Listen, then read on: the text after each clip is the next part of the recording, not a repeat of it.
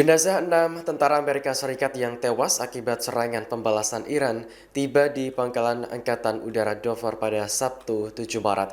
Upacara pemindahan jenazah dihadiri oleh sejumlah pejabat termasuk Presiden Donald Trump. Dikutip dari The Guardian, ke-6 tentara tersebut tewas dalam serangan drone di Pangkalan Kuwait.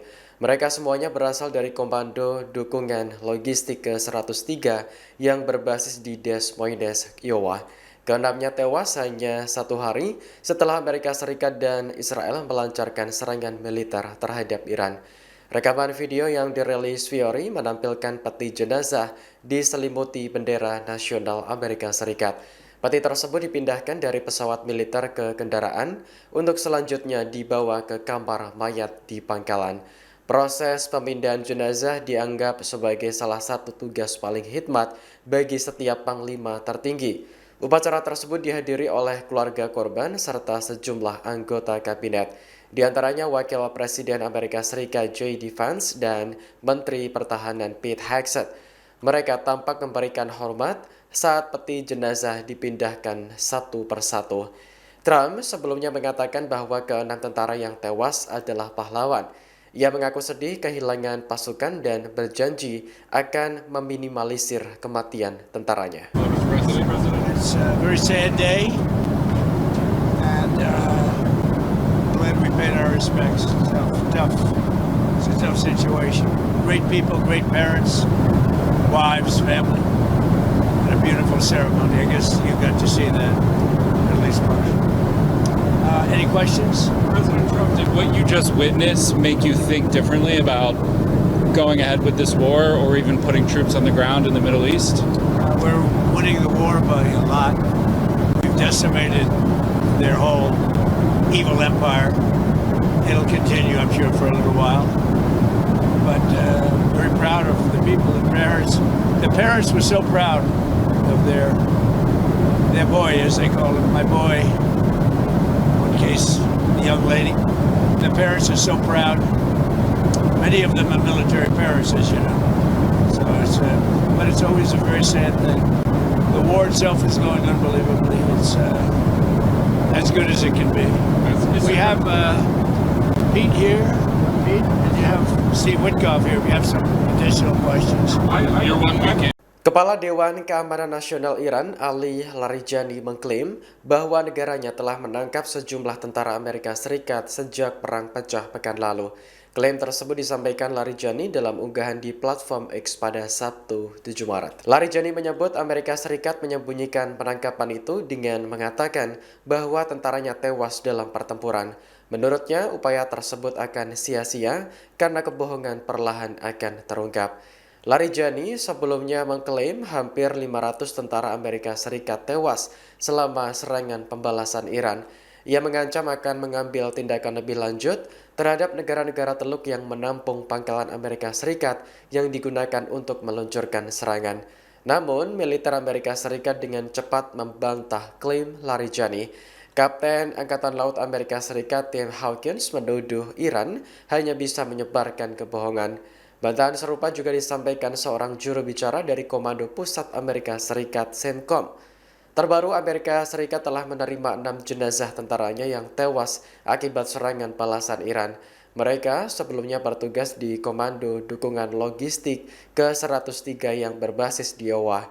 Namun, ke-6-nya tewas di Pangkalan Kuwait hanya sehari setelah Amerika Serikat menyerang Iran. Israel tak hanya mendapat pembalasan dari Iran atas aksi militernya yang dilakukan bersama Amerika Serikat. Kelompok Hizbullah yang berbasis di Lebanon juga turut meluncurkan rudal ke Tel Aviv. Rekaman yang dirilis Fiori pada Minggu 8 Maret menampilkan sistem pertahanan Israel sedang mencegat rudal Hizbullah. Rudal-rudal tersebut memecah keheningan malam di atas langit Nahariya, Israel Utara. Laporan dari media lokal menyebutkan bahwa rudal Hizbullah berhasil ditembak jatuh. Sementara itu, Israel Tengah juga menghadapi ancaman rudal dari Iran, terutama di Tel Aviv. Pada Sabtu 7 Maret malam waktu setempat, rentetan rudal menghiasi langit ibu kota. Kondisi tersebut memaksa warga Tel Aviv kembali berlindung di bangkar bawah tanah. Sejauh ini, Israel hanya melaporkan sedikit korban akibat pembalasan Iran. 9 orang tewas akibat hantaman rudal di kawasan Beach West. Sementara Iran mengungkap jumlah korban sipil mencapai 1.332 orang tewas sejak perang dimulai akhir Februari lalu.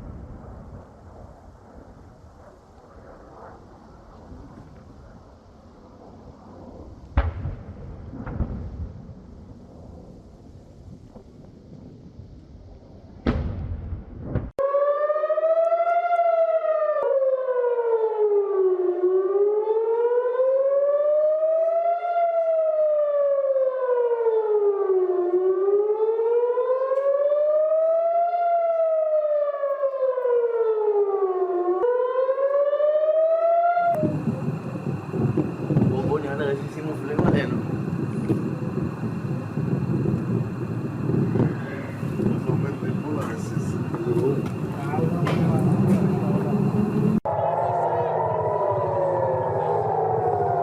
Opa.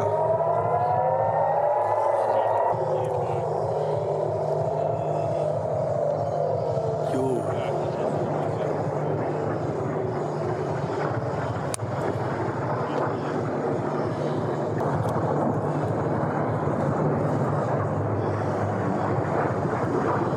Como rigor,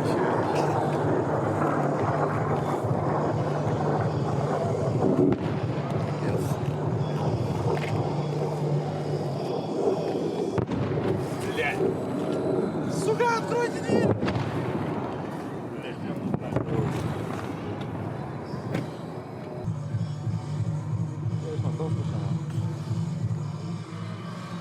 Ledakan keras mengguncang Kedutaan Besar Amerika Serikat di Oslo, Norwegia pada Minggu dini hari waktu setempat. Polisi setempat memastikan tidak ada korban dalam ledakan tersebut. Dikutip dari Reuters, ledakan terjadi pada pukul 1 waktu setempat dan mengenai pintu masuk bagian konsuler kedutaan. Pihak berwenang setempat mengatakan bahwa ledakan tersebut hanya menyebabkan kerusakan ringan. Hingga saat ini polisi Norwegia masih menyelidiki penyebab ledakan dengan mengerahkan anjing pelacak, drone hingga helikopter. Namun, Komandan Insiden Michael Delamere menduga ledakan itu merupakan aksi yang disengaja. Insiden ini terjadi saat dunia ramai-ramai mengecam serangan militer yang dilakukan Amerika Serikat dan Israel terhadap Iran. Gelombang protes telah meningkat di berbagai negara, khususnya Eropa. Mereka mendesak Presiden Donald Trump untuk segera menghentikan perang. Sejak dimulai pada akhir Februari lalu, serangan Amerika dan Israel telah menewaskan lebih dari 1.300 orang di Iran. Perang yang berlangsung antara Iran, Amerika Serikat, dan Israel memicu kenaikan harga bahan bakar minyak atau BBM di Eropa.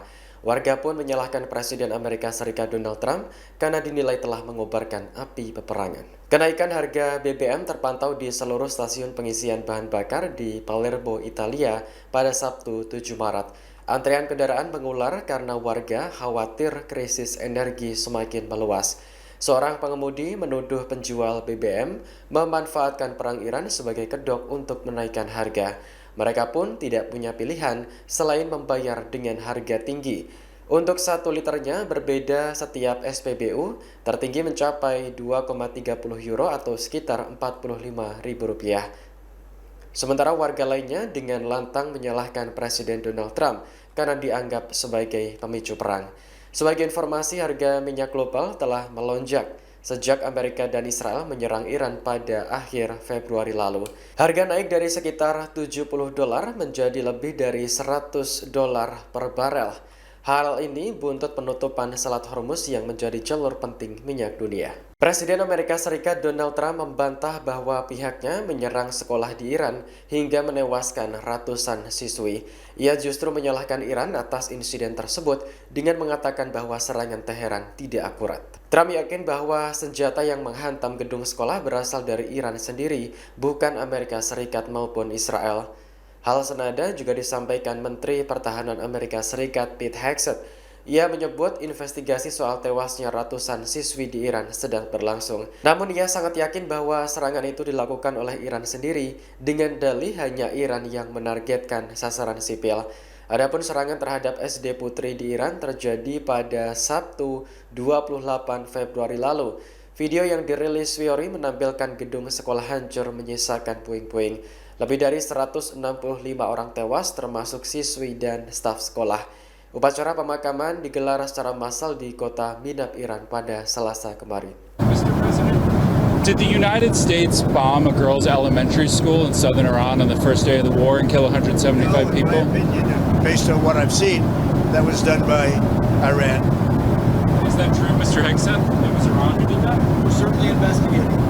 Still But investigating. the only side that targets civilians is Iran.